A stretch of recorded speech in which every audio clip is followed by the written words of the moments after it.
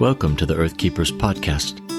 This podcast is for people who seek new and better ways to love and care for the earth. It's a podcast for anyone who is deeply concerned about the harm being done to the environment on a local and global level. It's a podcast that builds community and connection between people of like heart and mind, people who believe that earth care should be integrated into every aspect of life, and for many in the Earthkeepers community, that includes our spiritual practices. In this episode, we'll be talking to Caroline Pomeroy, director of a global environmental organization called Climate Stewards, based in the UK. Climate Stewards is committed to helping individuals and communities to learn how to reduce their carbon footprint. At the same time, they offer the opportunity to balance our negative impacts on the environment with investment in positive impact projects all around the world, through a process called carbon offsetting. In explaining this opportunity to us today, Caroline offers us one more powerful tool in our efforts to become better Earthkeepers.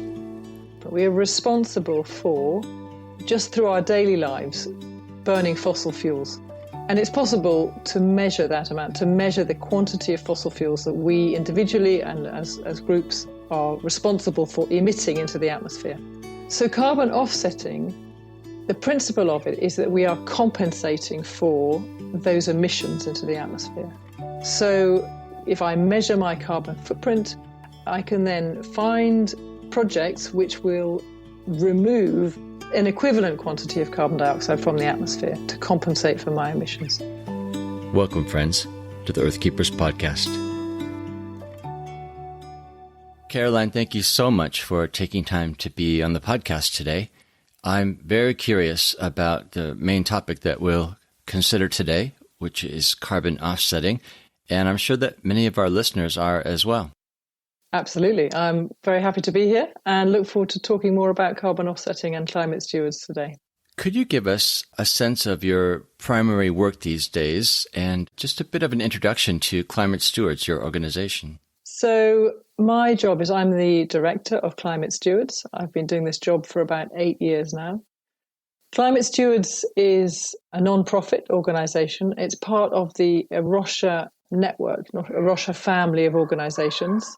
We were started by Rocha about 15 years ago, initially really to raise funds for their biodiversity conservation work around the world.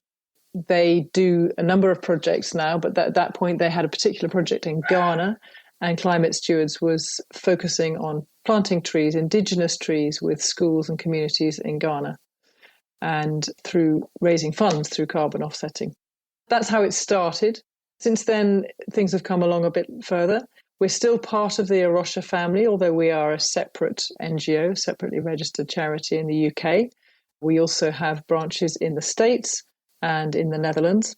And we now work with 8 partner organizations on the ground. So these are project partners in the developing world where they are carrying out community-based carbon mitigation projects, bringing local benefits to communities there.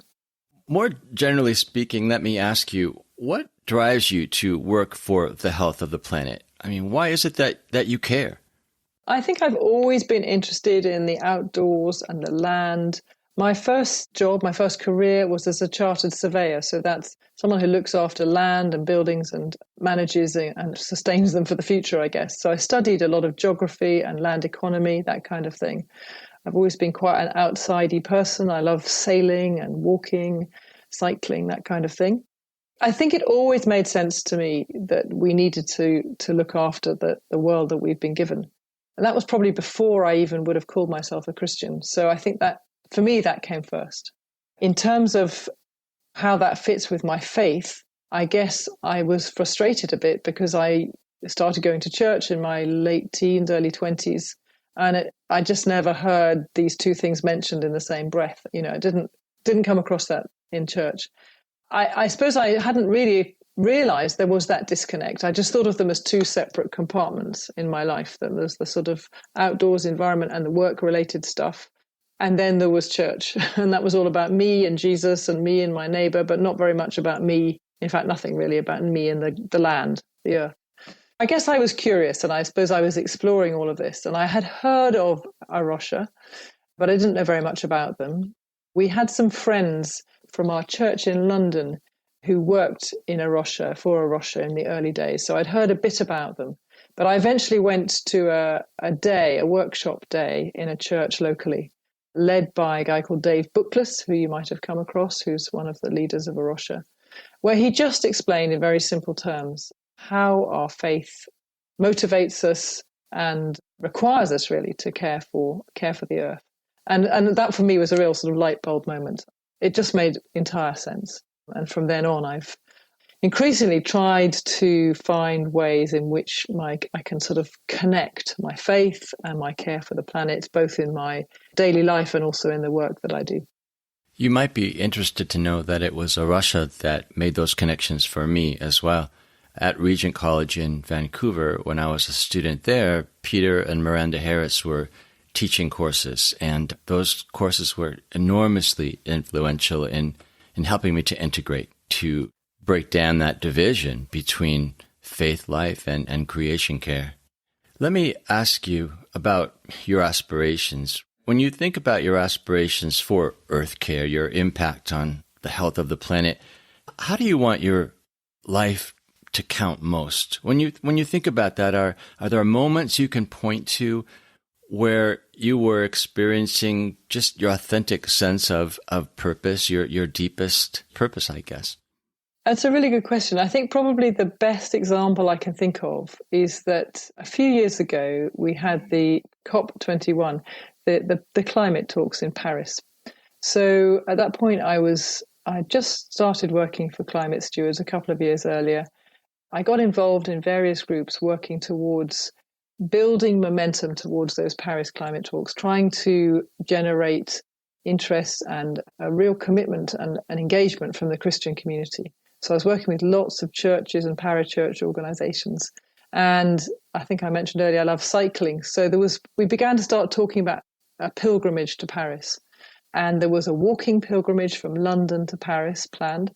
And I thought, oh, that's going to take 3 weeks. I haven't got 3 weeks. And I like cycling anyway. It's much quicker. So I started to organize with some friends a cycling pilgrimage. And to cut a long story short, we did it. I did it from my hometown, or a place close to me, Wells Cathedral. I live in Somerset in the west of England. And Wells Cathedral is my nearest cathedral. It's my diocesan cathedral. And we cycled from Wells Cathedral to Notre Dame in Paris. And so I started off, I did it in fact in stages, but I started with a couple of friends locally. And when we got to the Channel, we met up with some different people from all around the UK. So there were about 12 of us in the end who ended up cycling from the north coast of France down to Paris over those few days.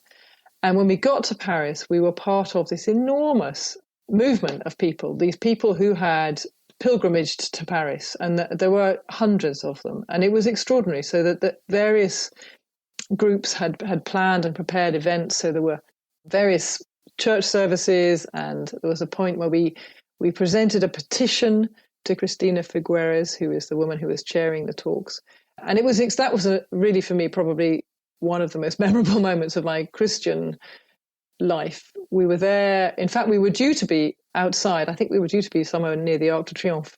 But because, if you recall, they'd had the Bataclan bombings and there was a lot of pressure, a lot of control on what we could do. So we ended up in a town hall somewhere in Paris.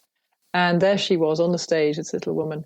And in a line behind her were all the faith leaders, from different faiths, but predominantly Christian, but all the other faiths represented. And they handed over this petition with 2 million signatures on it from all around the world, collected in the last 2 years, I think. And people there who had walked across the Alps, who had cycled from South America, who canoed from, just incredible feats of endurance, people who had really committed. There was a guy called Yeb Sanyo, who was a Filipino. He was the Minister of the Environment in the Philippines. And he had been in the previous climate talks when they had that tsunami. And his whole family had disappeared in the tsunami. And apparently, I didn't know the story at the time, but he had broken down in tears and said, you people are talking about some sort of hypothetical situation, but this is happening. So it wasn't a tsunami, it was an environmental related disaster, a climate related disaster. So Cristina Figueres was there on the stage with all these different leaders of faith groups. We presented this petition of 2 million signatures from people all around the world who cared about the climate, who were saying to our leaders, this is something we really care about. We want you to make the right decisions here. And as she accepted this petition, she burst into tears. And this is a woman who was about to chair the international climate talks the next day.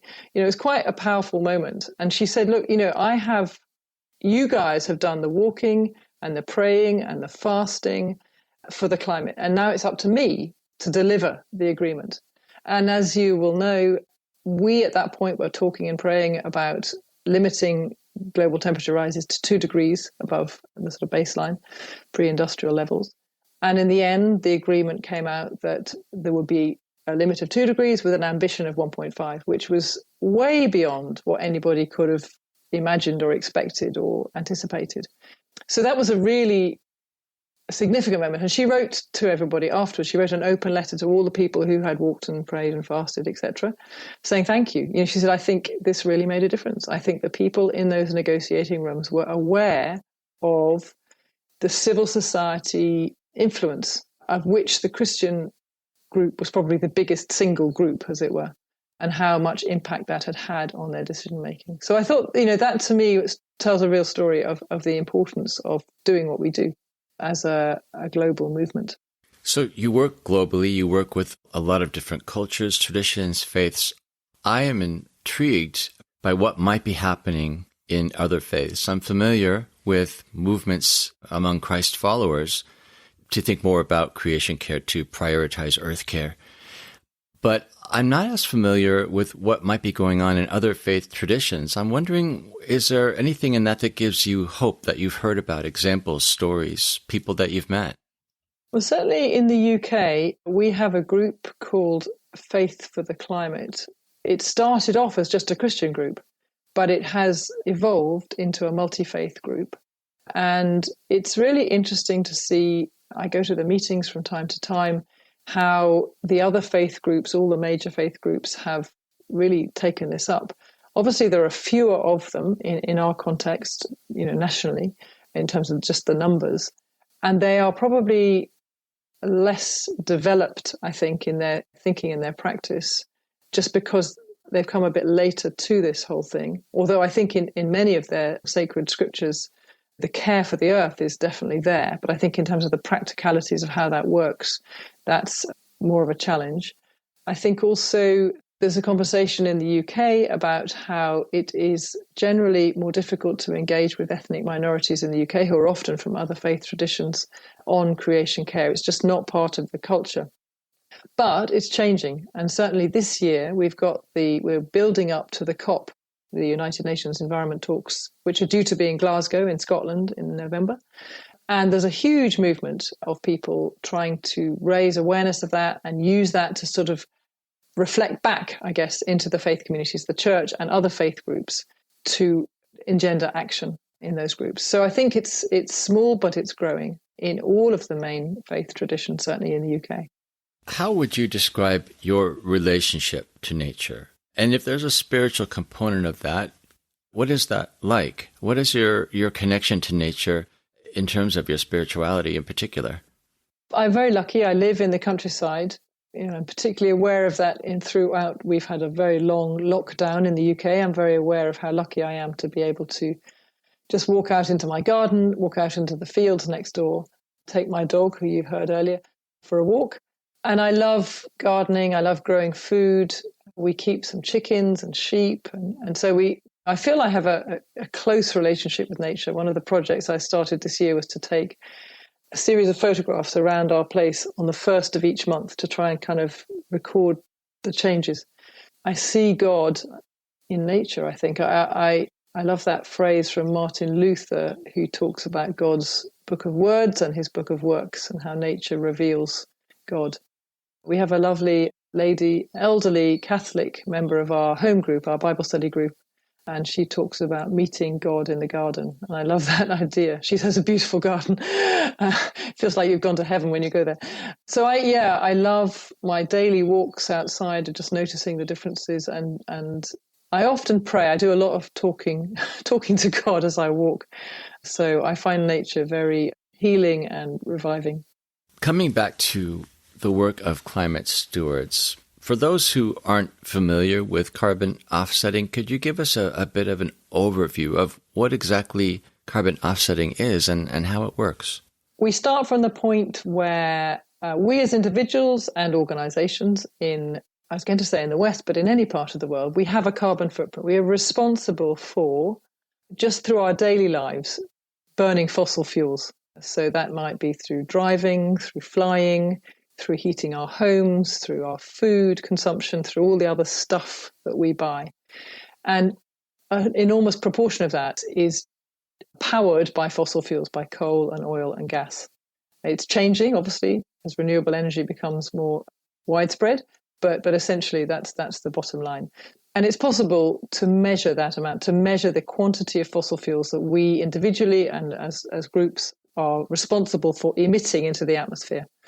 And as we all know, that causes too much carbon dioxide in the atmosphere, causes global warming, causes climate change.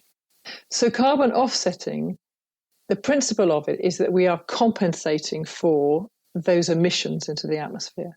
So if I measure my carbon footprint, and in the UK, my footprint is likely to be around 6, 7, 8, 9 tons of carbon dioxide per person per year. In the States, it would be about double that. I can then find projects which will remove an equivalent quantity of carbon dioxide from the atmosphere to compensate for my emissions.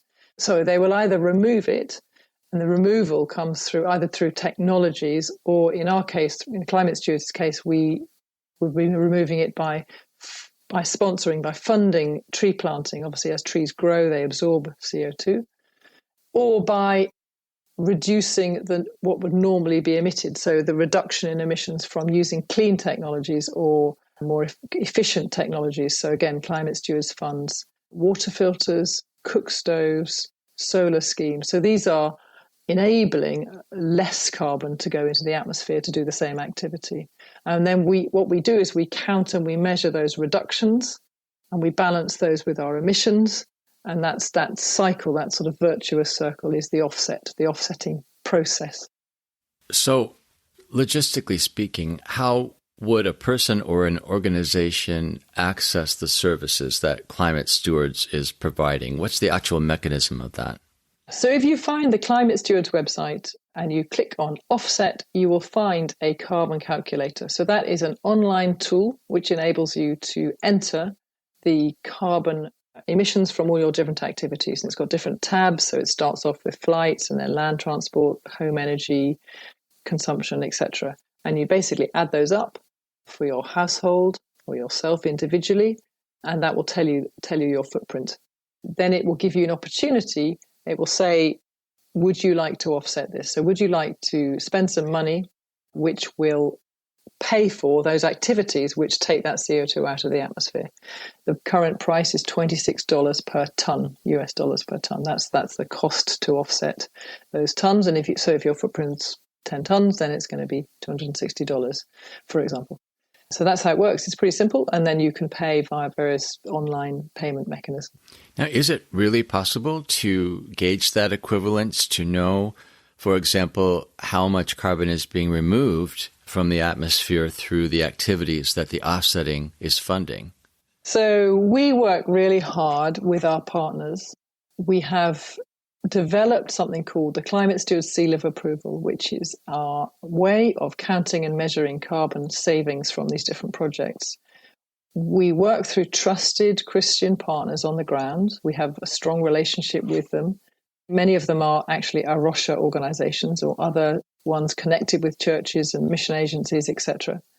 And we work with them to do surveys of what, what's the baseline, what's the starting point. So, for example, in Uganda, we're working with our partner, our Rocha Uganda, to deliver biosand water filters. So these are big water filters which enable a household to get clean water in large quantities. Rocha Uganda have been doing this project for many years before we even came along. So we were able to ask them to go out and survey the households where they had filters to work out what behavior has changed. What were they doing beforehand? How much fuel were they using beforehand on average? And how much fuel are they now using now that they don't have to boil their water to make it clean for drinking? That's where the difference comes. We also could send them back to communities where they had delivered filters in the past over the last 10 years, previous 10 years, and look at how many filters were still there, which ones had broken, which ones had fallen out of use, which ones had got lost, all that, people move house, that kind of stuff. So what's the attrition rate? So we can then make a really good estimate of, if we give a filter today, how much carbon will it save over its life of, say, 10 years? And what will we have to do to make sure that happens? For example, what we do is we fund a lot of training. We fund, I think people call buddies. So these are people in the community. They've probably already got a filter. They might be an early adopter, someone who just picks it up a little bit quicker. But so then they're given a small salary, a really tiny amount of money, just to be the person responsible for keeping an eye on maybe 10 of their closest neighbours to make sure that if their filter breaks, they come and talk to them and find out how to fix it quickly. If there's a big problem, they'll phone the office and get someone else to help. If someone's moving house, okay, what's going to happen to the filter? Will they give it to the next person? Will they take it with them? So that kind of stuff, just these little interventions which ensure that the technology is well used and monitored. We also our partners do a lot of monitoring. So each year they're monitoring back to us how many filters are in use. They'll do some tests on how much water's been filtered, all those kind of things, just to check that our estimates were correct. And if necessary, we adjust the figures up and down. We include a lot of buffers, so insurance amounts. So we take very cautious estimates. We ask lots and lots of questions about the context in which our projects are working. So we include questions around, if you're doing tree planting, land ownership, how can we make sure those trees are going to survive? They're not going to be cut down. What's the thinning regime if you're going to have to thin them? What about how you're going to cope with watering them if there's no water? What about pests and diseases? What about fire? What about fencing so the goats don't eat them? All of those questions, we ask lots and lots and lots of questions, and we have a very close relationship with our partners to ensure that whatever thing we're paying for is as well designed and thought through and carefully monitored so that those savings are at least what we have anticipated. So we tend to take very conservative estimates all the way through to make sure that carbon will be removed through that project. I picked up on the word relationship that you used when you talked about your partners. That makes me wonder, is that perhaps a distinctive of Climate Stewards over, say, many of the other carbon offsetting organizations, that consistency of relationship that allows accountability? I think you're right. I think that's one of our USPs, as it were. We have very strong relationships with all our partners. As I've mentioned before, many of them are part of the Rocha family, who we have a sort of network of relationships with. We just work very hard at developing and building those relationships, at having third parties or second parties who sort of cross-reference to make sure that we're working with really good, trusted partners.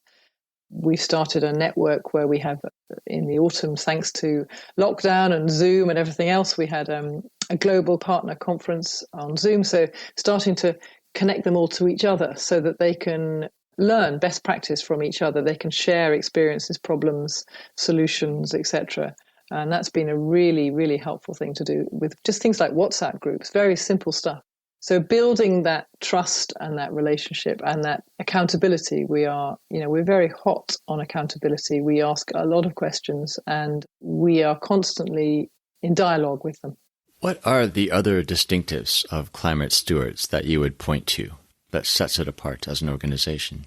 I think our Christian distinctiveness is unique as far as I know. I don't know any other organizations which focus on carbon in every sense of the word. So we talk a lot about, as we've talked about earlier, about how to measure your carbon footprint, how to reduce it, and then how to offset it. We are very strong on the theology of creation care. Why are we doing this? When we're encouraging organizations, we work with a lot of churches, for example, who want to measure and reduce and then offset their carbon footprint so they can become carbon neutral. And I think that they like the fact that we, as Christians, we understand why we're doing it and we can articulate that, and we encourage them to do the same.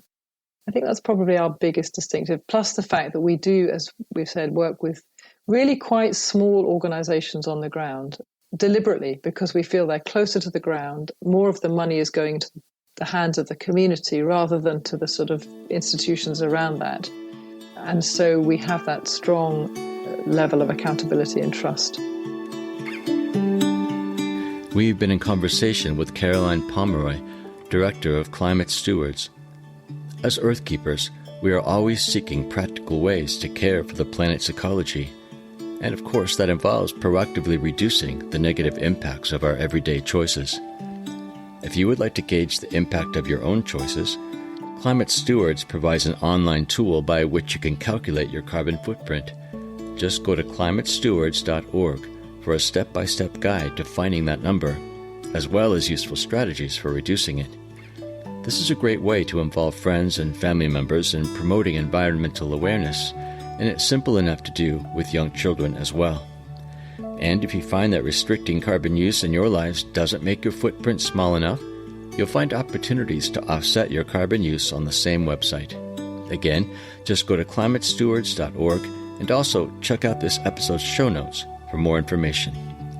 Now, let's get back to our conversation with Caroline Pomeroy. I wonder about the other things that Climate Steward does for people. It sounds like there's a pretty powerful education component, awareness component. What other things does Climate Stewards do then to help move people toward awareness of their carbon use, for example, and awareness of the options for offsetting those? On our website, we have the tools, the online tools. We also go and talk with churches, with any Christian organization or non-Christian. We don't just work with Christian organizations, but that tends to be where most of our work is done. We have a really interesting tool, which is the most basic of all. We call it our Duplo carbon footprint calculator. So Duplo is like a giant Lego, and we get people to build their carbon footprint with Duplo. It's a really, really powerful way of people seeing what their footprint looks like and seeing, okay, if I start flying here, this is my footprint from flying. If I eat a bit less meat, I can reduce this one. If I buy less stuff, I can reduce that one. If I can find a way of traveling without my car, maybe catch public transport, get a bicycle, whatever. It's just we find that people, to talk about tons of carbon dioxide, a ton of a gas is quite a strange concept. So trying to sort of demystify that and get people to visualize it is very helpful. So we do quite a lot around that. We've done a lot of webinars and seminars and talks over the last year online.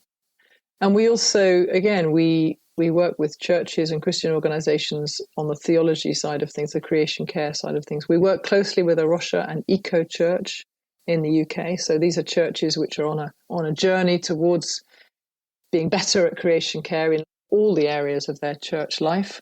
And so we help with providing the tools to calculate and reduce the carbon footprints, and some of the reasoning around why we would do that. So I will be honest with you. I listened to you describing your idyllic setting with the sheep and chickens and wandering the fields, and my heart aches. And that is because for the last 10 years or so, up until COVID restrictions, I've traveled to the UK at least once a year. Oxford in particular, it's my place to regroup, recreate, and rest. I do work there as well, but for me, it's kind of a center of my life in many ways. So I've not gone there this year because of COVID, but the pause has actually caused me to really rethink whether I actually need to make that a regular part of my life in the future. And that is mostly because I've become more aware of the true cost to the earth of air travel. So I hear also you talking about carbon offsetting, and it's super intriguing. It gives me hope. Maybe I could actually travel without as much guilt. But there is also part of me that wonders, is carbon offsetting real?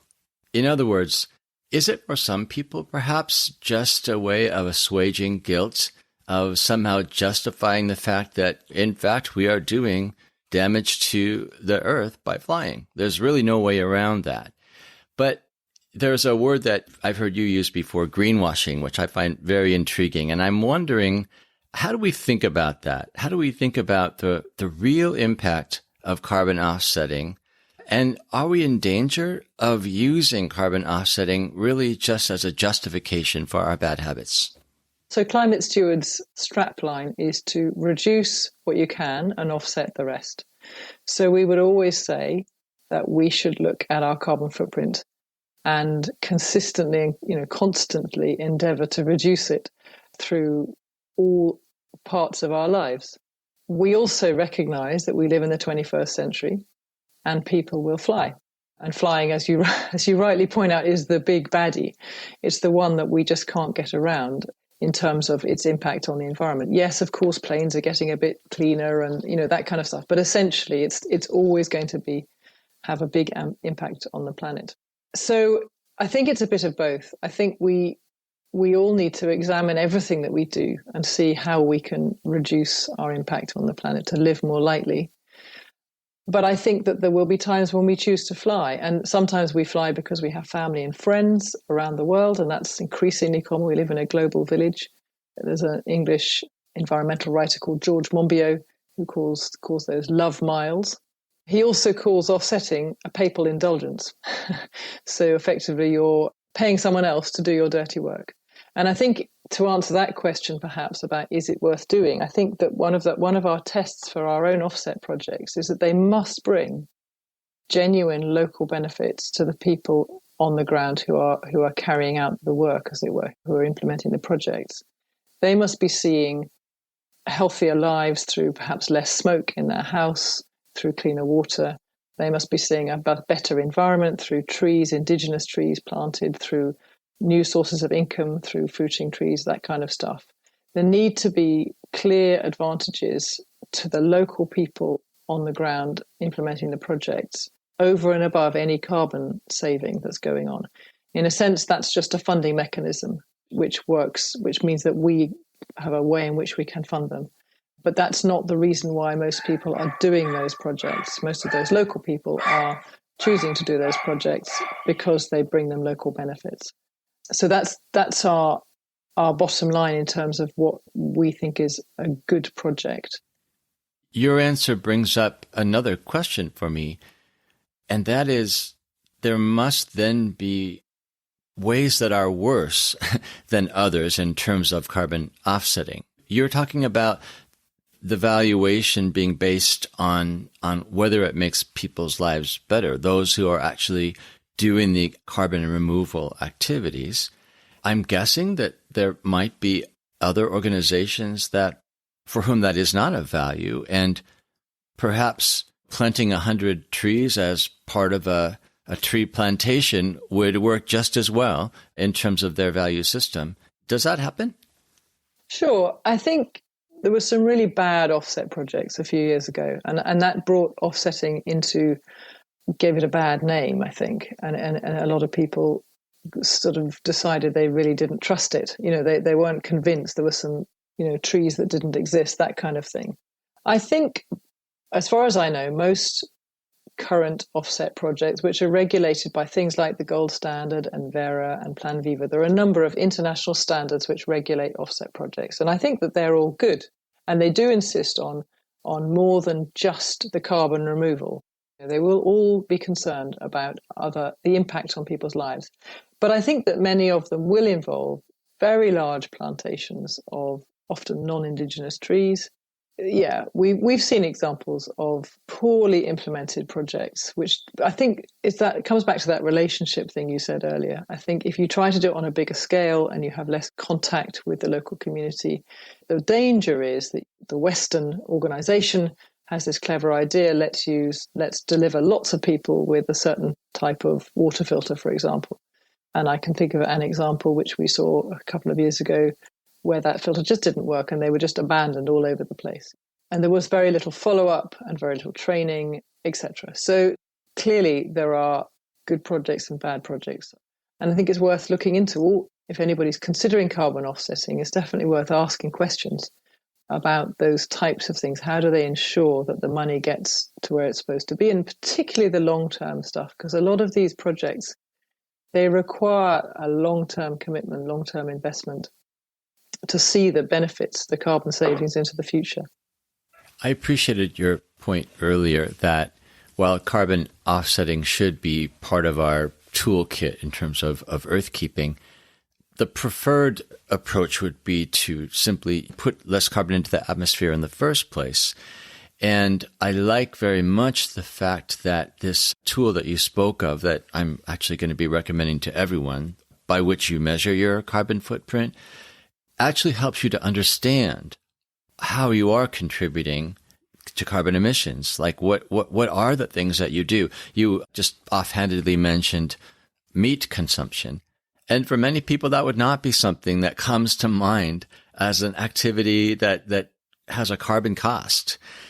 I'm wondering, when you talk to people about reducing their carbon footprint, what are the ways that you encourage them to make a beginning? What are the places they can begin to really reduce their carbon footprint in kind of low-hanging fruit ways that will yield big results from the start? I think the biggest impacts generally will be how we heat, how we run our homes. So can we switch? One of the things almost the first thing we would recommend to anybody in the UK, certainly, and I'm pretty sure it'll be the same in the States, is to switch to a renewable electricity provider. So generally speaking, if you buy your electricity from a company, they will have different tariffs, and there will be a green tariff, a renewable tariff, which means that the electricity has been generated by wind and solar and other renewable forms of energy. That's just such an easy win. Sometimes you'll find you're actually saving money if you're switching to a better tariff or a more modern tariff. It may cost you a little bit more, but it's a great deal cheaper than, say, putting solar panels on your own roof. Now, that may be possible, but often it's not for one reason, or it's expensive, it's difficult, time-consuming.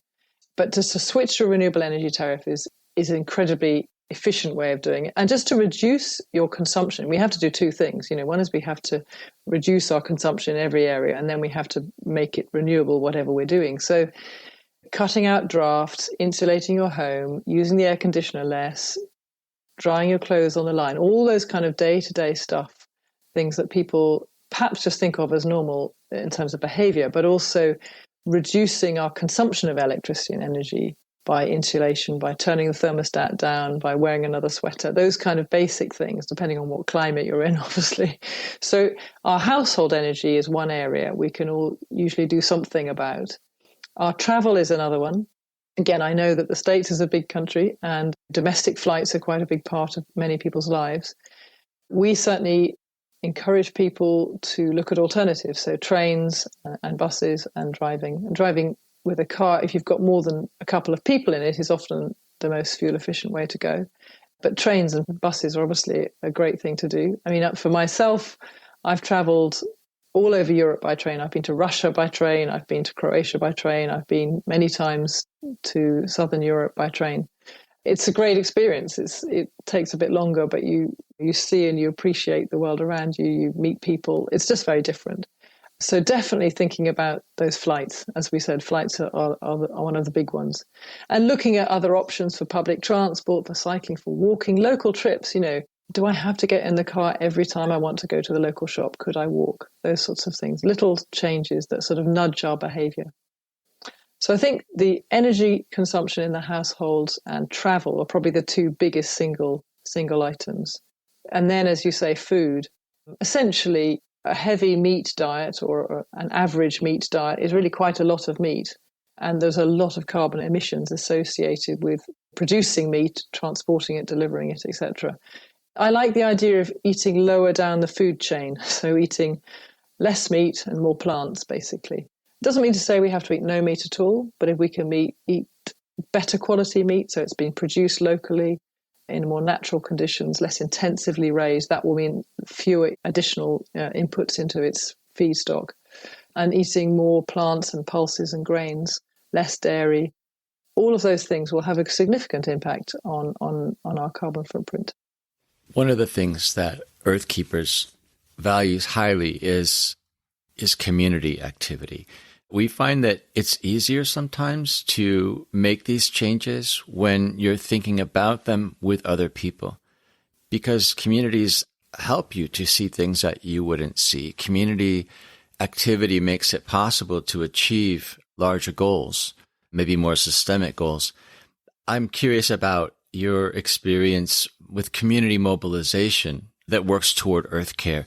What can people do to actually gather people around the cause of caring for the earth or working against climate change? What are the possibilities for doing things together that you have seen?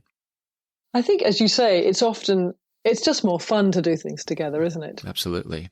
And I think that eating together, if you're in a church community, for example, you might say, okay, our next shared meal, let's try and buy more local food. Let's have less meat. Let's think about the tableware. Are we using disposable plastic stuff, or are we using things that we can wash up and reuse? Just really simple stuff. And then people get quite creative and sometimes quite competitive as well. And that's a nice thing to do. I think some groups of people will set themselves targets on reducing their footprint, for example, even just starting to measure it. So the eco-church system, which is a great way of getting churches engaged, and often individuals will all go home and say, okay, let's work out what our energy consumption, not just the church building, but what about us at home? And then start comparing that and sort of sharing ideas about how to reduce it. Things like transport to church. I mean, just a really simple idea. We live in a rural area here. Lots of people drive to church every Sunday on their own, or maybe with one other. So could we just be a little bit more organized about sharing lifts, sharing rides? Okay, post-pandemic, at the moment we're not allowed to, but generally speaking, it's a lovely way. You meet your neighbors, you get to know people, you save fuel. It's just a win-win. And I think there are so many things which, for me, again, cycling, come back to cycling. I love cycling because I get some exercise, I get fresh air, I see the change in the seasons, the environment around me. I can stop and chat to people if I see my friends in the street. Lots of benefits, quite apart from saving energy. So I think doing things together is definitely a great way to start. You would probably agree with me when I say that earthkeeping can be hard work.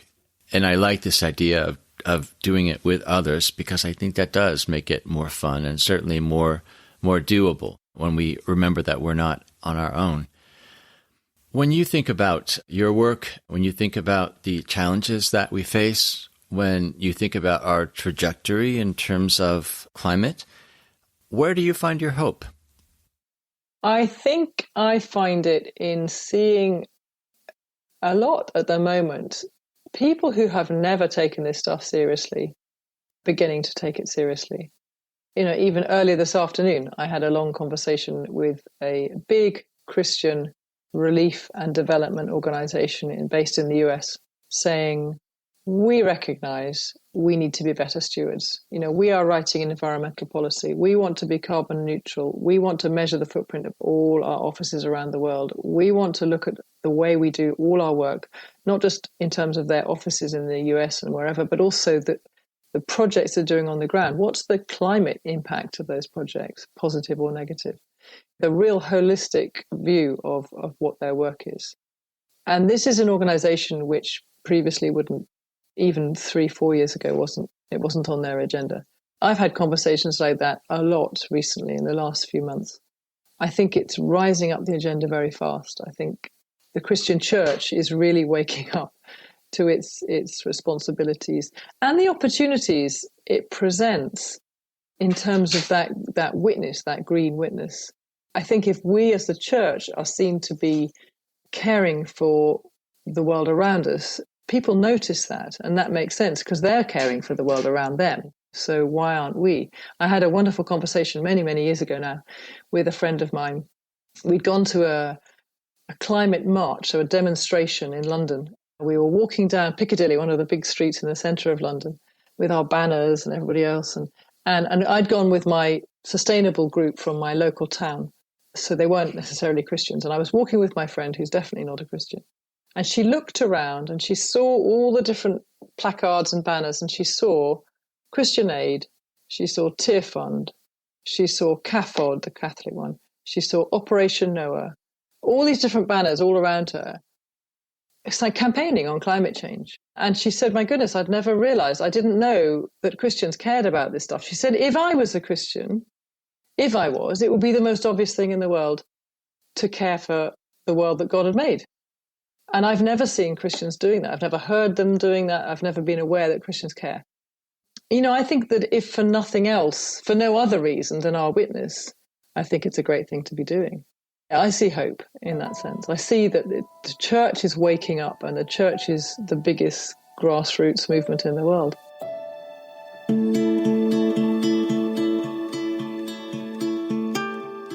We've been in conversation with Caroline Pomeroy, Director of Climate Stewards. If you want to know more about her work and about changes you can make to work for a lifestyle that's closer to carbon neutral, please go to the show notes on our podcast website at circlewood.online/Earthkeepers. And if you want to leave a note or ask a question about this episode, shoot me an email at earthkeepers@circlewood.online, or you can leave a voice message on the podcast website. Earthkeepers podcast explores ways in which we can change ourselves, our communities, and our cultures to help us to care for the earth in holistic and regenerative ways. Through curated conversations, we highlight the wisdom of thought leaders and change agents who are making a difference and showing us a way forward. When Earthkeepers stand together, they amplify the impact of their resistance against environmental injustice and multiply their efforts for renewal and restoration. I am Forrest Inslee, your podcast host. Our executive producer is James Amadon. Our producer is Dave Olfers. Forrest Reed is our editor and the creator of our original music. Our research assistant is Rochelle Nordman, and Jessalyn Megerly is our social media director. Thank you, friends, for listening, and please join us next time on the Earthkeepers podcast.